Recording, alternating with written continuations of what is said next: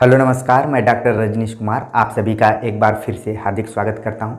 आज के लेक्चर में हम बात करेंगे कि हिंदी भाषा का सही अप्रोच से अध्ययन कैसे किया जाए। इसके पहले मैंने इसी तरीके का एक वीडियो लेक्चर सीरीज जारी किया था जिसमें कि इतिहास का अध्ययन कैसे किया जाए, हिंदी साहित्य का इतिहास का सही अप्रोच से कैसे अध्ययन किया जाए। इस तरीके की वीडियोज बनाया हुआ था।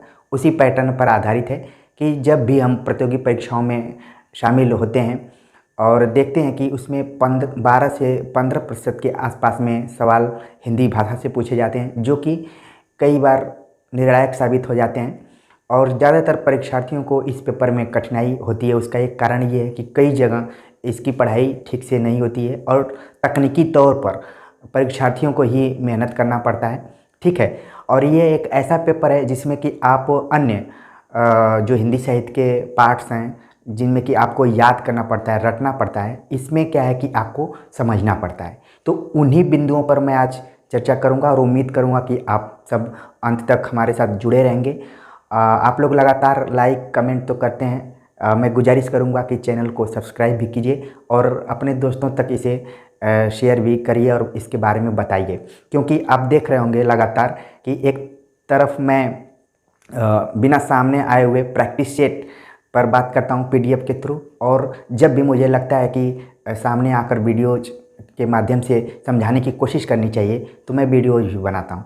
तो थोड़ा सा हमारा जो पढ़ाने का तरीका है अलग ढंग का है। आप लोगों को लग रहा होगा कि मैं किसी भी परीक्षा के सिलेबस वाइज तरीके से नहीं पढ़ा रहा हूँ, लेकिन अगर आप प्लेलिस्ट में बहुत सारे वीडियोज देखेंगे तो आपको काफ़ी लाभदायक वो साबित होंगी। और ऐसा नहीं है, यूजीसी एनटीए नेट से लेकर प्रवक्ता असिस्टेंट प्रोफेसर्स के एग्ज़ाम में जो भी सवाल आते हैं उनसे संबंधित मैंने बहुत सारा मैटर अपलोड किया है, उसे आप ज़रूर देखिए। तो ये तो गुजारिश रही। अब हम टॉपिक पे चलते हैं और कुछ पॉइंट्स में हम देखने की कोशिश करते हैं कि सही मायने में हिंदी भाषा या फिर भाषा विज्ञान का जो पेपर है उसका अध्ययन कैसे किया जाए। तो इस लेक्चर के माध्यम से हो सकता है कि आप सबके मन में जो डर बैठा होगा इस पेपर को लेके वो धीरे धीरे ख़त्म हो जाएगा। तो जब भी आप अध्ययन करने जाइए आपके पास कोई न कोई भाषा विज्ञान की किताब भी होगी, ऑब्जेक्टिव्स किताबें भी होंगी, और जब कॉलेज के दिनों में आप पढ़ रहे होंगे तो उस समय भी पढ़ाने वाले टीचर्स भी रहे होंगे। लेकिन आज आप देखेंगे कि जो मैं मुख्य पॉइंट्स पर चर्चा करूँगा वो आपके करियर का टर्निंग पॉइंट्स भी हो सकता है। तो पहले पॉइंट्स पर अगर हम बात करें तो ध्यान रखिए कि जो भी भाषा संबंधी विद्वानों के जो मत हैं, ठीक है, भाषा संबंधी विद्वानों को जो मत है, जिन्होंने जो परिभाषा दिया हुआ है, खासतौर से उसमें पतंजलि का नाम आता है, पाणिनि का, ठीक है, श्याम सुंदर दास, बाबूराम सक्सेना, मंगल देव शास्त्री, आचार्य देवेंद्र नाथ शर्मा, इन सभी ने भाषा विज्ञान की परिभाषा दिया हुआ है। कई बार परीक्षा में सवाल पूछा जाता है, जैसे पतंजलि का कई बार पूछ दिया जाता है कि जो वर्ण वाणी को अभिव्यक्त करते हैं वही भाषा कहलाती है। या फिर श्याम सुंदर दास की है कि मानव के भावों और विचारों को अभिव्यक्त करने की वाणी को भाषा कहा जाता है। या फिर किशोरी दास वाजपेयी से संबंधित भी सवाल आ जाते हैं। बाबूराम सक्सेना की परिभाषा कई बार परीक्षाओं में पूछी जाती है कि जिन ध्वनि चिन्हों द्वारा विचार विनिमय किया जाता है वो भाषा कहलाती है। ठीक है, तो कहने का मतलब ये है कि आप पतंजलि, पाणिनि, किशोरी दास वाजपेयी,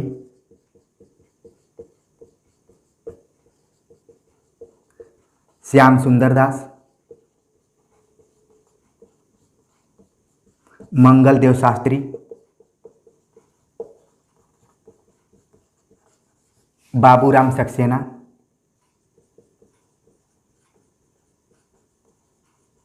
और देवेंद्र नाथ शर्मा,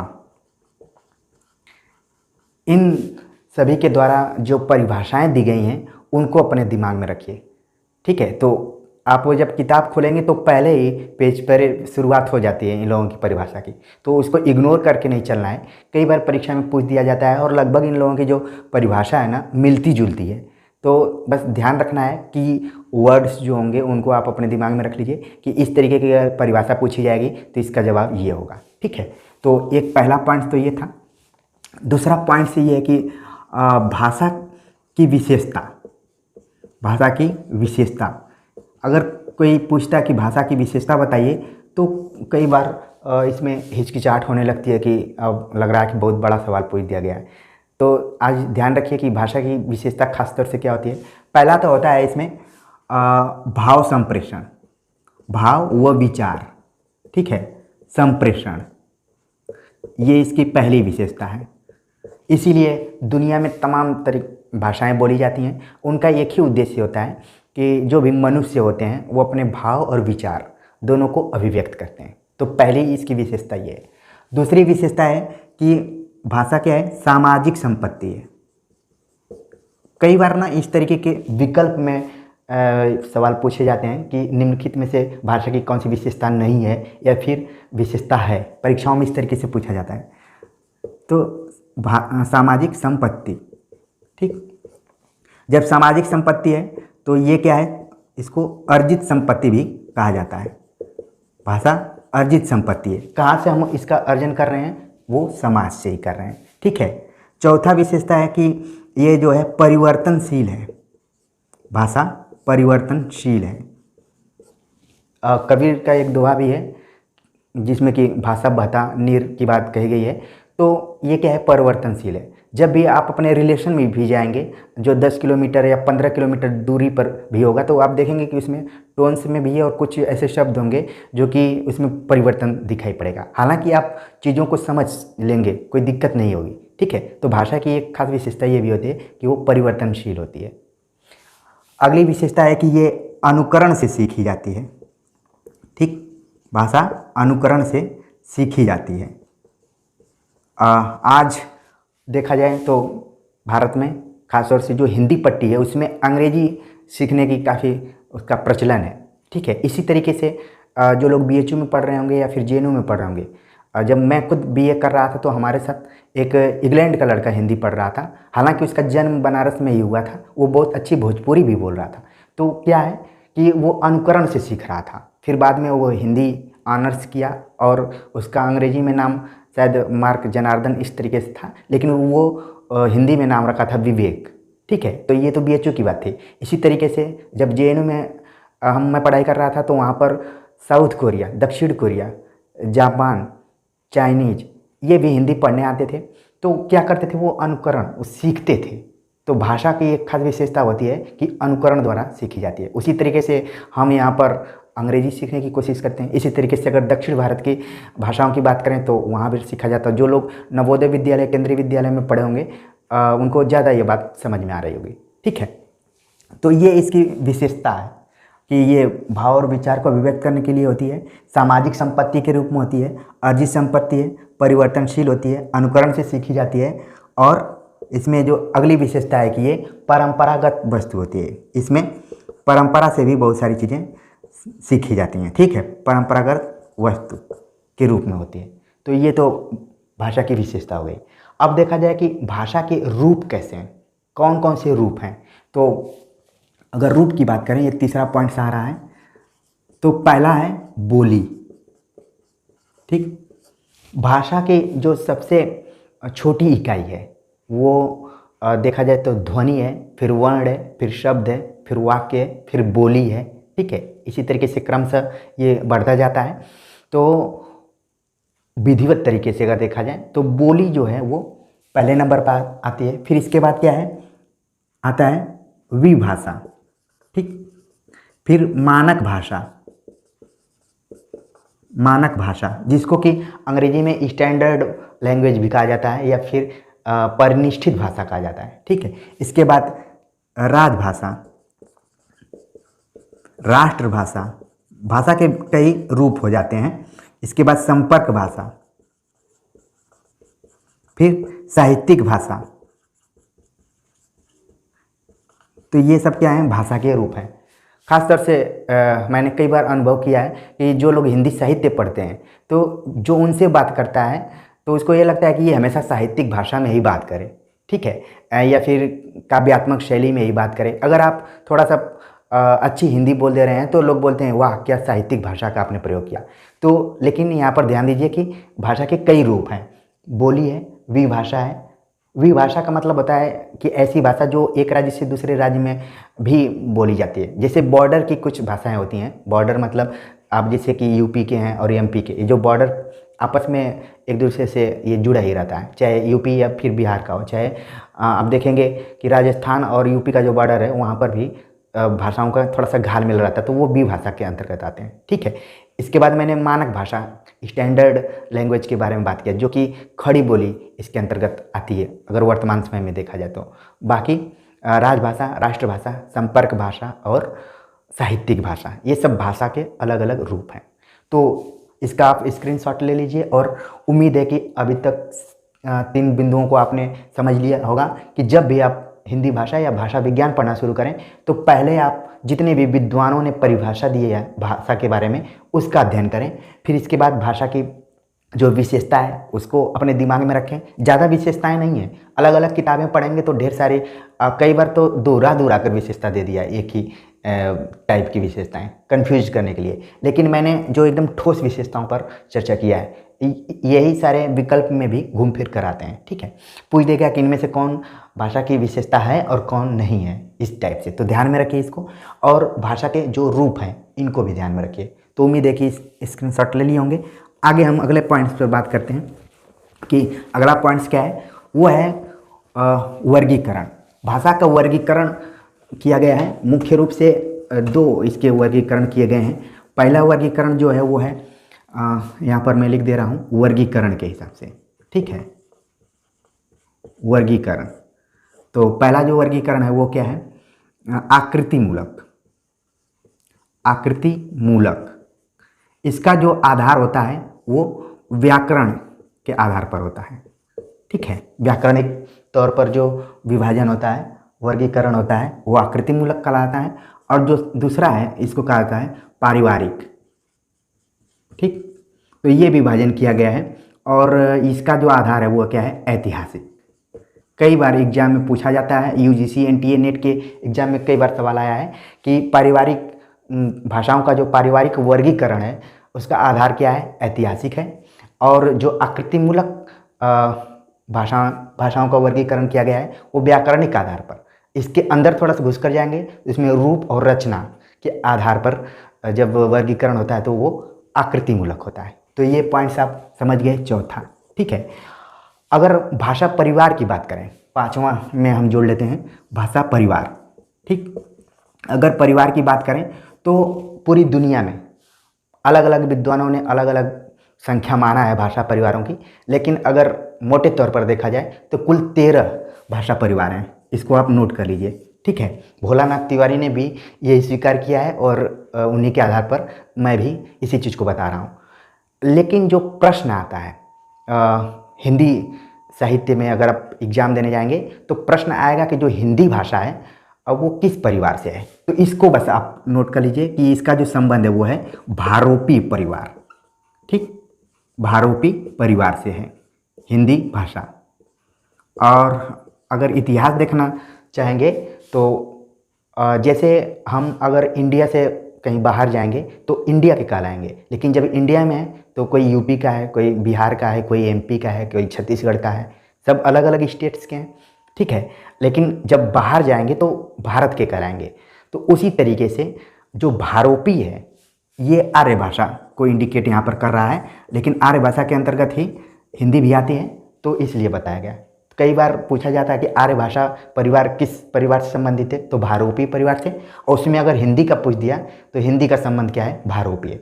भारोपी का मतलब है कि भारत और यूरोप। ठीक है, इसमें संधि विच्छेद है एक तरीके से, तो इस चीज़ को ध्यान में रखिए। बाकी अगर आर्य भाषा परिवारों की बात करें तो इस पर काफ़ी डिटेल से मैंने एक वीडियो बनाया हुआ है, उसको आप लोग ज़रूर देखिए। जब भी समय मिले तो ज़रूर देखिए, आपका कॉन्सेप्ट पूरा क्लियर हो जाएगा। ठीक है, तो 3 आर्य भाषाओं के बारे में चर्चा की गई थी, जिसमें कि पहला था प्राचीन, ठीक, दूसरा था मध्यकालीन और तीसरा था आधुनिक। ठीक, तो प्राचीन में आप देखेंगे इसका क्रम भी वही है। कई बार परीक्षाओं में क्रम पूछ देता है। आजकल का ऐसा पैटर्न हो गया है परीक्षा में सवाल पूछने का कि किसी भी चीज़ का क्रम पूछता है। तो यहाँ पर मैंने लिखने के लिए लिख दिया है, लेकिन एक तरीके से क्रम में ही है। संस्कृत, पाली, प्राकृत, अपभ्रंश, ये तीनों किस में है? मध्यकालीन में है। और आधुनिक में आ रही है आपकी हिंदी एवं अन्य भाषाएं। ठीक, तो हिंदी प्लस मैंने लिख दिया। अब संस्कृत, पाली, प्राकृत, अपभ्रंश और हिंदी, ये सब भारतीय आर्य भाषाओं के अंतर्गत आती हैं और इनका जो समय है वो अलग अलग ढंग से है। इस पर भी मैंने काफ़ी विस्तार से वीडियो बनाया, तो आप देख लीजिए। इस लेक्चर में मैंने केवल की पॉइंट्स पर ही ध्यान दिया है, ताकि आप जब भी परीक्षा में जाएं तो इस लेक्चर को केवल देख लें तो आपका बहुत सारा कॉन्सेप्ट क्लियर हो जाएगा। पांचवा पॉइंट्स यहाँ बताया, अभी इसी में मैं छठा पॉइंट्स पर भी बात कर रहा हूँ। ठीक है, जब भी पूछा जाए कि आर्य भाषा परिवारों को कितने भागों में बांटा गया है, तो 3 भागों में। 3 भागों में भाई कौन कौन है? तो संस्कृत है जो कि प्राचीन में है, तो संस्कृत पे हमको ज़्यादा वो नहीं रखना है, लेकिन भाषा के विकास के ध्यान से इसको मतलब पढ़ना है। लेकिन शुरुआत हो जाती है पाली, प्राकृत, अपभ्रंश। इनका समय भी अलग अलग ढंग से है और इन्हीं से हिंदी का भी विकास हुआ है। ठीक है, तो जब मैं प्राकृत पढ़ा रहा था तो इसमें मैंने बताया था कि इसके 5 भेद किए गए हैं, और प्राकृत के 5 भेद और अपभ्रंश के 7 भेद किए गए थे। ठीक है, और उसमें सूत्र के माध्यम से बताने की कोशिश किया था, तो इन भेदों को भी आप ध्यान में रखिए। इसके बाद बात करते हैं हम कि बोलियाँ और उपभाषाएँ। बोलियाँ और उपभाषाएँ। उपभाषाएँ जो हैं इनकी संख्या कुल कितनी है? 5 है। ठीक, जिसको कि सूत्र के रूप में आप याद कर सकते हैं, BRP ठीक है, 5 हैं उपभाषाएँ, और बोलियाँ कितनी हैं? 18। इनको मिलाकर ही पूरा हिंदी का रूप दिखाई पड़ता है, तो इनको याद करिए। B से हो गया बिहारी, R से हो गया राजस्थानी, P से हो गया पश्चिमी हिंदी, पूर्वी हिंदी और पहाड़ी हिंदी। ठीक है, तो इसमें अगर किसी भी P को पश्चिमी हिंदी मान लिया जाए तो उस पर थोड़ा सा ज़्यादा आपको ध्यान में रखने की ज़रूरत है कि पश्चिमी हिंदी को 2 तरीके से याद करने की ज़रूरत है। एक है उसमें ओकार बहुला और दूसरा है आकार बहुला। तो अभी यही यहाँ पर ध्यान रखना है कि आकार बहुला कौन है और ओकार बहुला कौन है। ठीक, तो मैं 2 भाषाओं के बारे में बताऊंगा जो कि साहित्यिक दृष्टिकोण से काफ़ी इम्पोर्टेंट हैं। आकार बहुला में खड़ी बोली आती है। ठीक है, तो इसको ध्यान में रखिए कि अगर सवाल पूछा जाएगा कि खड़ी बोली कैसी है, तो आकार बहुला है। ठीक है, क्योंकि इसीलिए इसको कहा जाता है खरा, मतलब इसको खड़ी पाई भी कहा जाता है। ठीक है, तो खड़ी बोली इसमें आकार है, तो थोड़ा सा आप याद करने के ट्रिक से ऐसे याद कर सकते हैं। फिर ओकार में है ब्रजभाषा। ठीक, तो इन दोनों भाषाओं को आप ध्यान में रखिए। अगर ओकार से संबंधित पूछेगा तो ब्रज, और आकार से पूछेगा तो खड़ी बोली। और पश्चिमी हिंदी में ही इस तरीके की बात है। बाकी जो राजस्थानी है इसको कहा जाता है ट वर्ग प्रधान ये बोली है। ठीक है, तो इस चीज़ को आपको ध्यान में रखना है कि बिहारी हिंदी में कौन है, राजस्थानी हिंदी में कौन कौन सा है, पहाड़ी हिंदी में, पश्चिमी हिंदी में, पूर्वी हिंदी में कौन कौन सा है। खासतौर से पश्चिमी हिंदी और पूर्वी हिंदी का तो पूरा आपको क्लियर होना चाहिए। पूर्वी हिंदी का मैं एक सूत्र बनाया था ABC, इसको तुरंत आप याद कर सकते हैं, अवधी, ठीक है, बघेली और छत्तीसगढ़ी, ये क्या है? पूर्वी हिंदी में। बाकी जो भी है वो पश्चिमी हिंदी में है। तो अब आपको कन्फ्यूजन नहीं होना चाहिए। तो इतने पॉइंट्स के बारे में मैंने चर्चा कर दी, कुल 7वां पॉइंट्स था।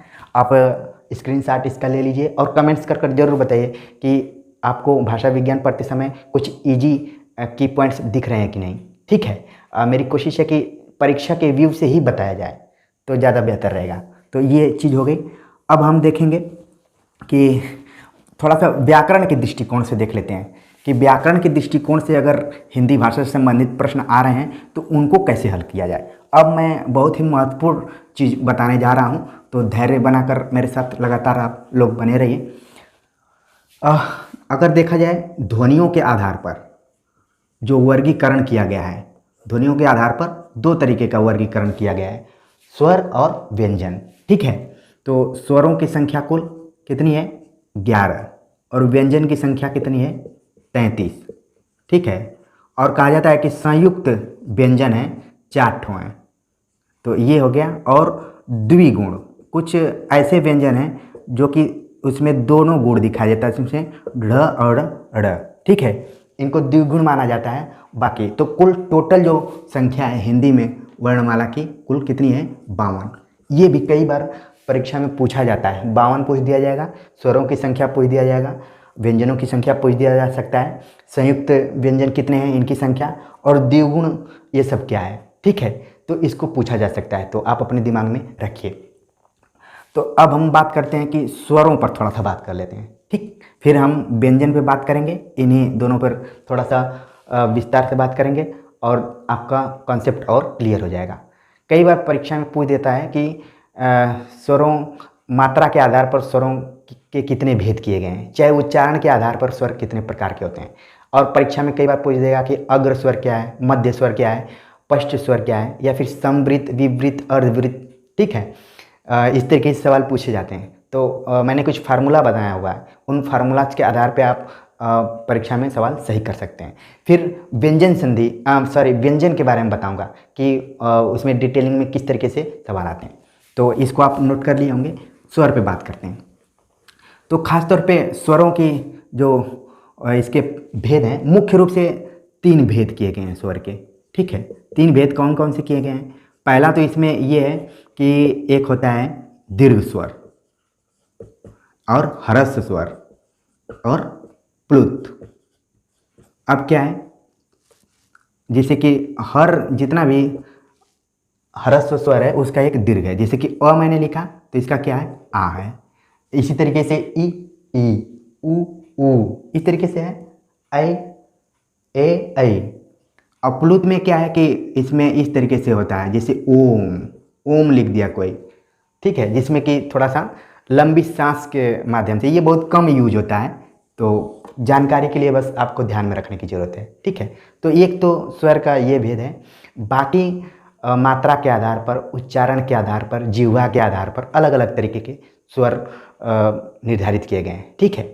तो जैसे हम परीक्षा में रीजनिंग के सवालों को हल करते हैं, ABCD का क्रम संख्या याद कर लेते हैं A से Z तक, उसी तरीके से हम स्वरों की संख्या को भी याद कर लेंगे। तो आप अपने कॉपी पर अ से लेके अह तक का इसका नंबरिंग कर सकते हैं, जैसे कि अ 1 हो गया, आ 2, ई 3, बड़ी ई 4, ऐसे ही करके आप अह तक पूरा उसको लिख लीजिए। फिर इसके बाद जो मैं फार्मूला बनाया हूँ उस फार्मूला के आधार पर आप पता करेंगे कि अग्र स्वर क्या है। जैसे परीक्षा में कई बार पूछा जाता है कि अग्र स्वर, तो अग्र स्वर का जो फार्मूला मैंने बनाया है वो है कि 74, 34, 78, ठीक, 34, 78। मतलब कि जो तीसरा स्वर है, चौथा स्वर है, 7वां स्वर है और 8वां स्वर वो अग्र में आते हैं। मतलब जिह्वा के जो अगले हिस्से से जिनका उच्चारण होता है उनको अग्र स्वर कहा जाता है। दूसरा है पश्च स्वर,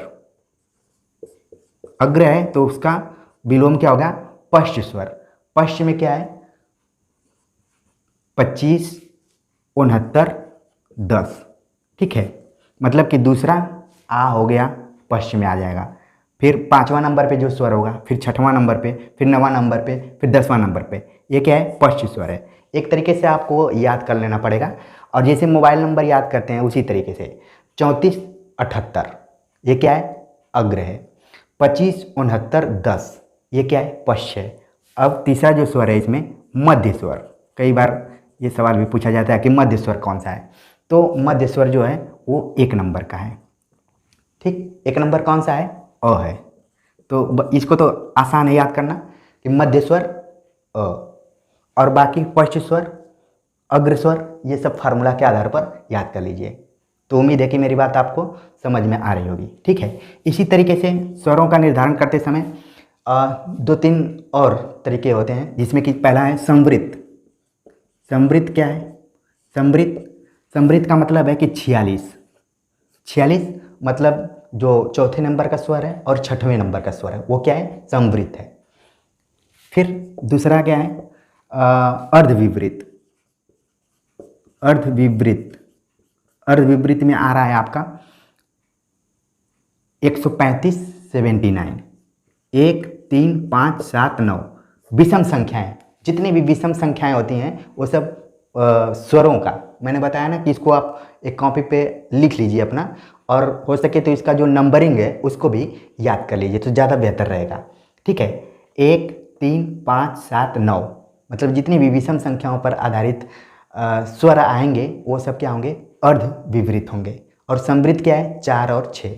ठीक, अब देखते हैं विवृत। विवृत आता है आपका, इसका जो है 28 10, ठीक, 2 8 10, ये क्या है? विवृत के अंतर्गत आता है। तो इस तरीके से आप स्वरों के बारे में भी जान सकते हैं कि अग्रस्वर कौन सा है, तीसरा, चौथा, सातवां और आठवां, पश्च स्वर दूसरा, पाँचवां, छठवां, नौवां और 10वां, मध्य स्वर खाली एक ठो है अ। इसी तरीके से समवृत्त, विवृत, अर्धविवृत के बारे में भी आप बता सकते हैं। कई बार एग्जाम में सवाल पूछ लिया जाता है कि निम्नलिखित में से समवृत्त स्वर कौन सा है, या फिर विवृत कौन सा है, अर्धविवृत कौन सा है। ठीक है, अग्र, मध्य, पश्च, ये तो आपको क्लियर हो गया होगा, दोनों क्लियर हो गया होगा। कमेंट्स कर जरूर बताइए। ठीक है, अब हम बात करते हैं, जब स्वरों की बात कर रहे हैं तो एक होता है मान स्वर या फिर मानक स्वर। कई बार एग्जाम में पूछा जाता है कि मान स्वरों की संख्या कितनी है, तो 8 है। ठीक है, या फिर मानक स्वरों की संख्या कितनी है, तो वो 8 है। वो अंतर्राष्ट्रीय स्तर की मैं बात बता रहा हूँ। बाकी सब अगर हिंदी पढ़ रहे हैं तो इस तरीके से आप अपने दिमाग में रख लीजिए।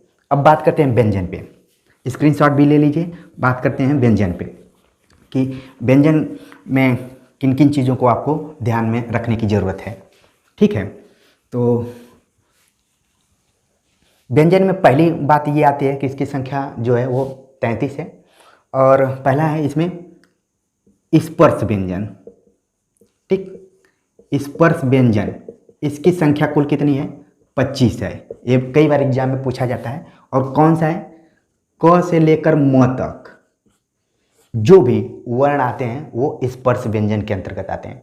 अभी हम प्रैक्टिस सेट हल कर रहे थे तो इसमें कई प्रश्न इस तरीके से आए थे कि कौन सा स्पर्श व्यंजन है।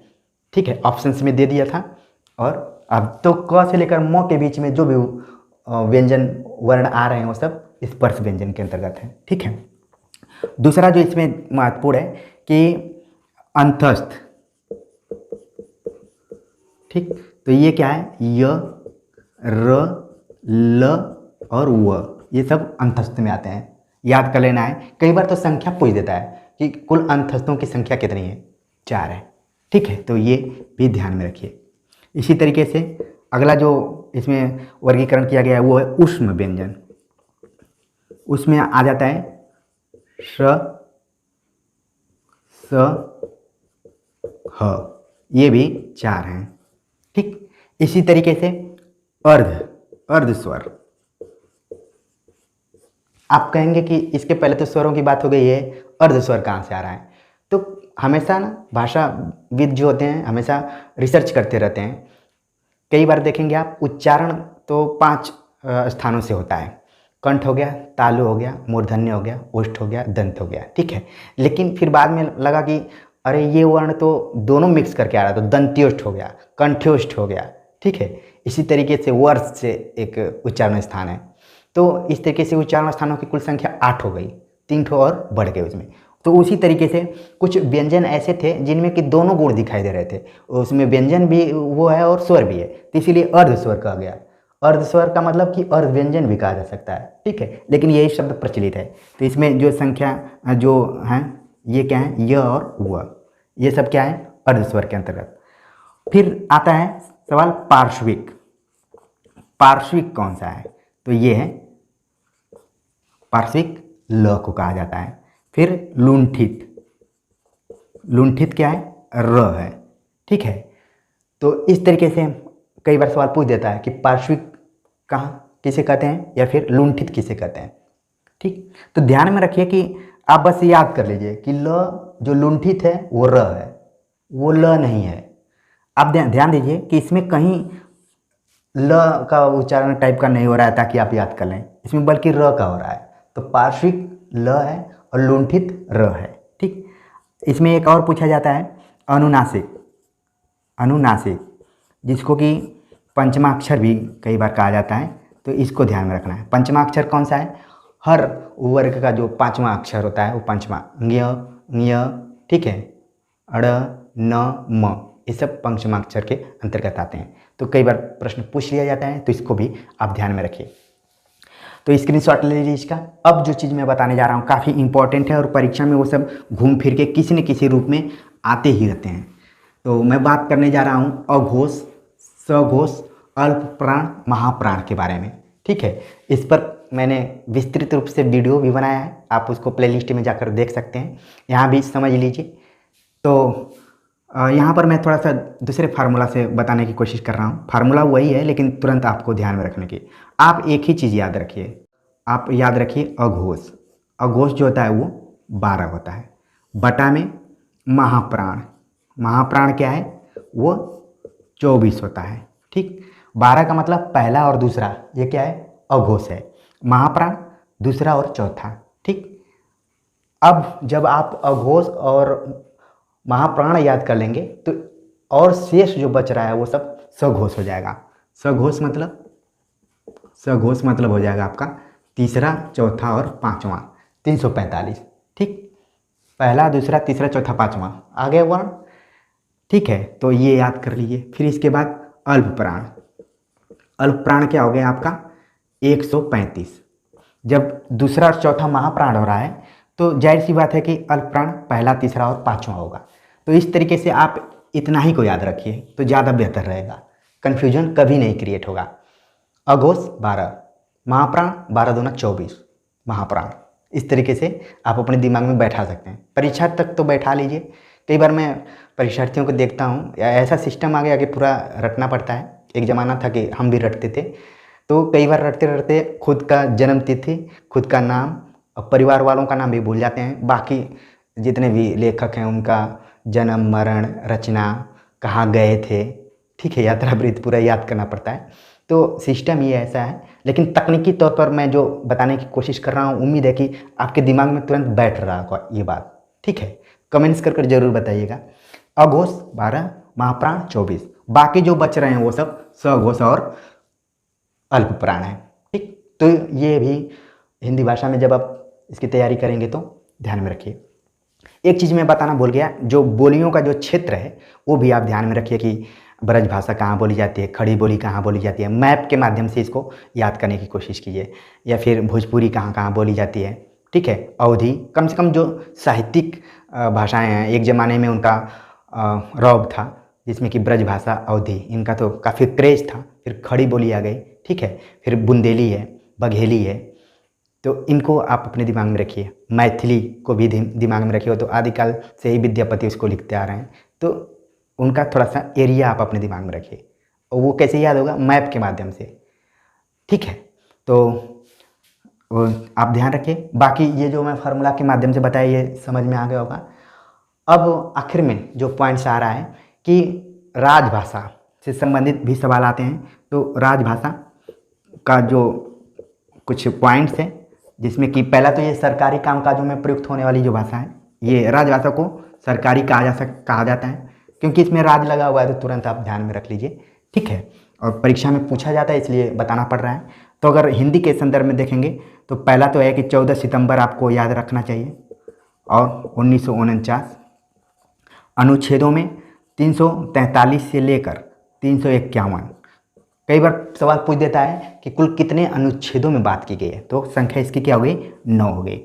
तो 343 अनुच्छेद में यही बात की गई कि भाई जो भारत की राजभाषा होगी वो हिंदी होगी, उसकी लिपि देवनागरी होगी, और अंक जो होंगे अंतर्राष्ट्रीय होंगे। 344 में कहा गया कि राष्ट्रपति एक कमेटी गठित करेगा जो कि 5 वर्ष में रिपोर्ट प्रस्तुत करेगी, उसके हिसाब से हम राजभाषा के प्रगति को देखेंगे। फिर इसके बाद अलग अलग प्रावधान किए गए, 345, 346, 47, 48, 49, 50, 51 में एक सवाल पूछा जाता है कि हिंदी के विकास के संदर्भ में इसमें बात की गई है, तो 51 को ध्यान में रखिए। ठीक है, तो ये भी सवाल पूछा जाता है। फिर देवनागरी लिपि की विशेषताओं से संबंधित कुछ सवाल पूछे जाते हैं कि ये एक वैज्ञानिक लिपि है, ये कम स्थान घेरती है, जैसा बोला जाता है वैसा ही लिखा जाता है। ठीक है, इस तरीके से। उसके दोष में आ जाता है कि इसमें शिरोरेखा अनावश्यक रूप से देना पड़ता है, जिसमें कि टाइम बहुत स्पेंड होता है, खर्च होता है, तो ये उसके गुण में आ गया। फॉन्ट को लेके काफ़ी प्रॉब्लम होने लगता है। हालांकि अब नई तकनीकी आ गई है, तो आप अंग्रेजी के अक्षरों को दबाएंगे तो हिंदी के अक्षर वहाँ पर लिखे जाते हैं, आप लोग इसका यूज भी कर रहे होंगे। ठीक है, तो धीरे धीरे चीज़ें बदल रही हैं, लेकिन शुरुआत में काफ़ी दिक्कत हुआ करती थी। तो मोटे तौर पर हमने आज पूरा भाषा विज्ञान पर बातचीत किया। हिंदी भाषा के जो की पॉइंट्स हैं, जहाँ से ज़्यादातर सवाल पूछे जाते हैं, उन पर विचार किया। उम्मीद है कि आप सभी को काफ़ी जानकारी मिली होगी और बहुत सारी चीज़ें आपको क्लियर भी हुई होंगी एक वीडियोज लेक्चर में। भाषा विज्ञान को एक वीडियो लेक्चर में नहीं पढ़ाया जा सकता, लेकिन परीक्षा के दृष्टिकोण से काफ़ी मुझे लगा कि ये बिंदु काफ़ी ज़रूरी हैं आप सभी को जानने के लिए। तो आप कमेंट्स कर ज़रूर बताइए, ठीक है। और चैनल को सब्सक्राइब भी कीजिए और अपने दोस्तों को बताइए। मुझे लगता है कि जो भी इस तरीके से ऑनलाइन पढ़ाता है, ख़ासतौर से यूट्यूब पर पढ़ाता है, उसको कोई श्राप मिला हुआ है कि उसको कहना पड़ता है कि आप सब्सक्राइब कीजिए, लाइक कीजिए, कमेंट्स कीजिए। मुझे लगता था कि कहने से कोई फ़ायदा नहीं है, अपना काम करते रहिए। काम करते रहेंगे कछुए की गति से तो ज़रूर एक दिन सफलता मिलेगी, चाहे वो परीक्षा हो चाहे पढ़ाना हो, ठीक है। तो मिलते हैं एक नए टॉपिक के साथ, तब तक के लिए नमस्कार।